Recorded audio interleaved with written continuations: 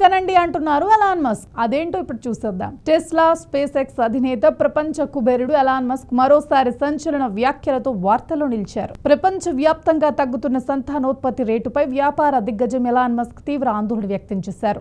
ఇదే ధోరణి కొనసాగితే మానవ జాతి క్షీణించి అంతరించిపోయే ప్రమాదం ఉందని అభిప్రాయపడ్డారు. Zerodha co-founder Nikhil Kamath people by WTF podcast లో మస్క్ కీలక విషయాలను పంచుకున్నారు. నువ్వు పిల్లలను కనాల్సిందే అంటూ కామత్ కు సూచించారు. మనిషి మనుగడ కోసం సంతానం కొనసాగించాలని స్పష్టం చేశారు. ఇక గతంలో కూడా జనాభా స్థిరంగా కొనసాగాలంటే ఒక మహిళకు సగటున 2 నుంచి 1 మంది పిల్లలు సరిపోరని, ఆ సంఖ్య 2 నుంచి 7గా ఉండాలని శాస్త్రవేత్తలు ఇప్పుడు చెబుతున్నారని ఆ పోస్ట్లో పేర్కొన్నారు.